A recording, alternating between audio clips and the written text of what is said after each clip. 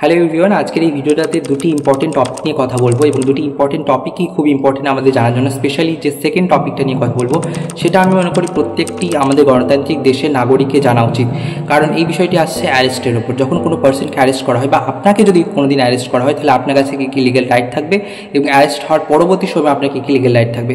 এটা একটা সত্যি কথা যে এখন অ্যারেস্ট হওয়ার বিষয়টা খুবই কমন হয়ে যাচ্ছে এবং এটি সকল মানুষকে জানা উচিত। এবং প্রথম যে টপিকটি নিয়ে কথা বলবো সেটা হচ্ছে শ্রী অরবিন্দ কেজরিওয়ালকে বা দিল্লি সিএমকে অ্যারেস্ট করা হয়েছে এবং এই অ্যারেস্টের পিরিয়ডে তিনি কীভাবে তার গভর্নমেন্ট কন্টিনিউ করতে পারবেন বা পারবেন না, এই বিষয়ে কি কোনো লিগ্যাল প্রভিশনস আছে বা কনস্টিটিউশন বা কোনো আদার প্রভিশনস কি এই বিষয়ে কথা বলছে কি বলছে না। বেসিক্যালি প্রথম যে কোশ্চেনের উত্তরটা, শ্রী অরবিন্দ কেজরিওয়ালকে আমরা সকলে জানি গত 21শে মার্চ অ্যারেস্ট করা হয়েছে এবং তাকে ইডি হেফাজতে নেওয়া হচ্ছে 28শে মার্চ অবধি। এই পিরিয়ড বা এর পরবর্তী পিরিয়ডে তিনি কি দিল্লির গভর্নমেন্ট কন্টিনিউ করতে পারবেন কি পারবেন না। যখন বিষয়টি আমি রিসার্চ করছিলাম তখন দেখলাম যে এই বিষয়ে কোনো ক্লিয়ার প্রভিশনস দেওয়া নেই, কিন্তু এই বিষয়ে দুটি পার্টিকুলার প্রভিশন আছে, the representation of peoples act 1951 এবং দি কনস্টিটিউশন অফ ইন্ডিয়া। এই দুটি পার্টিকুলার লেজিসলেশনে বা এই দুটি বিষয়ে একটু পার্টিকুলার কথা বলা হচ্ছে। দ্য রিপ্রেজেন্টেশন অফ পিপলস অ্যাক্টে যে বিষয়টি বলা আছে যে যদি কোনো একটা এমএলএ বা এমপিকে যখন অ্যারেস্ট করা থাকে বা যারা কনস্টিটিউশনাল কোনো পজিশন আছে তাদের যদি অ্যারেস্ট করা হয় এবং সেই পিরিয়ডটা যদি 6 বছর এক্সিড করে তখন তাদের পজিশন থেকে সরানো হবে। কিন্তু এক্ষেত্রে অরবিন্দ কেজরিওয়ালের 6 বছর অবধি তার বিষয়টা এখন এদিকে এক্সিড করেনি, আর যদি করে তাহলে হয়তো তখন তাকে সরানো হবে। সেকেন্ড বিষয় হচ্ছে যে আমাদের কনস্টিটিউশনও বলছে যেহেতু অরবিন্দ কেজরিওয়াল একটা কনস্টিটিউশনাল পজিশন আছে, একটি রাজ্যের তিনি মুখ্যমন্ত্রী এবং দিল্লি বলে একটা স্পেসিফিকলি আলাদা একটা তার পাওয়ার্স আছে এবং ফাংশনস আছে অবভিয়াসলি। তো যদি এরকম কোনো কারণে যদি কনস্টিটিউশনাল মেকানিজম ব্রেক হতো বা সাংবিধানিকভাবে রাজ্য কন্টিনিউ করা যেত না, সেক্ষেত্রে ওই রাজ্যের যে গভর্নর তিনি প্রেসিডেন্টকে লেটার লিখতে পারতেন এবং আর্টিকেল 356-এর আন্ডারে বা প্রেসিডেন্ট রুল হতে পারতো, মানে প্রেসিডেন্ট ডাইরেক্টলি ওই রাজ্যকে তখন কন্ট্রোল করতে পারতো। এক্ষেত্রেও সেটি হয়নি এবং অন্য কোনো প্রভিশনস নাই যেখানে ক্লিয়ারলি বলা আছে যে এইভাবে আমাদের অরবিন্দ কেজরিওয়াল তিনি কন্টিনিউ করতে পারবেন কি পারবেন না। তাহলে বেসিক্যালি যে আমরা সব প্রভিশনসগুলো দেখে আমরা এটাকে রিয়েলাইজ করি বা আন্ডারস্ট্যান্ডিং হয় যেখানে কোনো ক্লিয়ার প্রভিশনস নেই, তিনি কন্টিনিউ করতে পারেন তার গভর্নমেন্ট। তবে সমস্যা হবে কখন, যখন পাবলিক মিটিং হবে, তার ক্যাবিনেট মিনিস্টারদের সঙ্গে কথা বলার হবে, যখন ফাইলসের সিগনেচার করা হবে, ফাইলস দেখার বিষয়গুলো হবে, কারণ এগুলো ইডি হেফাজতে থাকা বা পুলিশ কাস্টাডিতে থাকা বা জুডিশিয়াল কাস্টাডিতে থাকা এটা খুবই ডিফিকাল্ট হয়ে যায় বিষয়গুলো।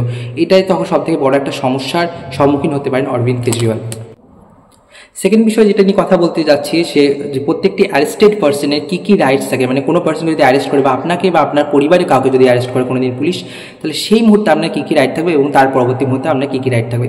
এই বিষয়ে আমাদের যে কোড অফ ক্রিমিনাল প্রসিডিওর বেশ কিছু সেকশনে এই বিষয়গুলোকে ক্লিয়ারভাবে মেনশন করেছে এবং আমাদের সাংবিধানিক আমাদের মৌলিক অধিকার আছে আর্টিকেল 21, আর্টিকেল 14-এর আন্ডারও বেশ কিছু জিনিস যেগুলো একটি অ্যারেস্টেড পার্সনের কাছে অবশ্যই থাকতে হবে, না হলে সেটা ইললিগালভাবে ডিটেন করা হবে, অ্যারেস্ট করা হবে। প্রথমে যেটি হচ্ছে রাইট টু ইনফর্ম, প্রত্যেকটি অ্যারেস্টেড পার্সনের কাছে একটি রাইট থাকছে বা একটা অধিকার থাকছে তার পরিবার, আত্মীয় স্বজন বা বন্ধু বান্ধবদেরকে ইনফর্ম করা যে কেন তাকে অ্যারেস্ট করা হয়েছে বা কখন অ্যারেস্ট করা হয়েছে, কোন গ্রাউন্ডে অ্যারেস্ট করা হয়েছে, যাতে তারা পরবর্তী স্টেপ নিতে পারে। সেকেন্ড হচ্ছে right to know the ground, যে গ্রাউন্ডে তাকে অ্যারেস্ট করা হচ্ছে সেটাও তার জানার মৌলিক অধিকার বা কোন সেকশন আন্ডারে তাকে অ্যারেস্ট করা হচ্ছে। Right to health check up, third point, যে যখন অ্যারেস্ট করা হচ্ছে সেই মানুষের কাছে তখন রাইট থাকে তার একটা পার্টিকুলার কোনো গভর্নমেন্ট হসপিটালে তার হেলথ চেক আপ যেন করানো হয়, কারণ যদি তার যদি পুলিশের কোনো কাস্টোডিয়াল টর্চার হয় বা কোনোভাবে তাকে মারধর করা হয় সেটা পরবর্তী সময় বোঝা যাবে। ফোর্থ হচ্ছে right two present before the magistrate, প্রত্যেকটি অ্যারেস্টেড পার্সনের কাছে রাইট থাকে যে 48 ঘন্টার ভিতরে যখন পুলিশ তাকে অ্যারেস্ট করছে তাকে ম্যাজিস্ট্রেটের সামনে প্রেজেন্ট করা। যদি প্রেজেন্ট না করা হয় তাহলে সেটা তার ভায়োলেশন অফ ফান্ডামেন্টাল রাইটস হবে, এখানে হেভিয়েস্ট কর্পাসের কেস আসবে। 5 নম্বর হচ্ছে রাইট টু বেল, প্রত্যেকটা অ্যারেস্টেড পার্সনের কাছে এটাও রাইট থাকে যে বেল মুভ করানোর জন্য তার লিগাল রিপ্রেজেন্টেটিভ যে থাকবে সে যেন বেল মুভ করতে পারে। 6 হচ্ছে যে তার অ্যাপয়েন্ট অফ লিগাল রিপ্রেজেন্টেটিভ, একজন অ্যাডভোকেটকে তিনি অ্যাপয়েন্ট করতে পারবেন, যে অ্যাডভোকেট তার হয়ে বেল মুভ করবে বা পরবর্তী প্রসিডিংস তিনি কন্টিনিউ করবেন। তারপরে আরও একটা গুরুত্বপূর্ণ পয়েন্ট হচ্ছে কাস্টোডিয়াল টর্চার, কাস্টোডিয়াল টর্চার বলতে যদি আপনাকে জেলে মারধর করে বা কোনোভাবে ফিজিক্যাল ভায়োলেন্স করে আপনার এগেনস্টে, সেটা ওনার মৌলিক অধিকারের এগেনস্ট হবে। তো protection of from the custodial torture হচ্ছে 7 পয়েন্ট।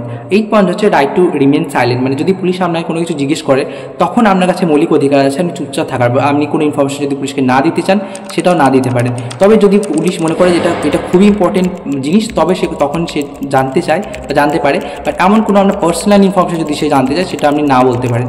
এটা right to be silent article 21 আন্ডারে এই রাইটটা আপনার কাছে আছে। তো বেসিক্যালি এইসব রাইটগুলো জানা অত্যন্ত গুরুত্বপূর্ণ, কারণ একটা মানুষকে যদি অ্যারেস্ট করে তাহলে তার কাছে বেশ কিছু লিগেল প্রোটেকশনসও তার কাছে থাকে অ্যারেস্টেড পার্সনের কাছে। এবং আমি মনে করি আমার ভিডিওগুলো আপনাদের হয়তো ভালো লাগতে পারে বা আপনাদের এগুলো কিছু নতুন জিনিস জানতে পারেন, তাহলে একান্ত অনুরোধ যে আপনারা আমার চ্যানেলটি সাবস্ক্রাইব করুন, কারণ আমার সাবস্ক্রাইবার খুব কম, যাতে এটা গ্রো করতে পারে, আমারও একটু মোটিভেশন পাই সেই বিষয়ের জন্য আপনাদের হচ্ছে একান্ত অনুরোধ, প্লিজ সাবস্ক্রাইব করুন চ্যানেলটাকে। এবং আপনারা যদি কোনো লিগেল কন্টেন্ট জানতে চান অন্য কোনো টপিকের ওপর, সেটা আমাকে ইনফর্ম করতে পারেন কমেন্ট বক্সে। Thank you, bye by.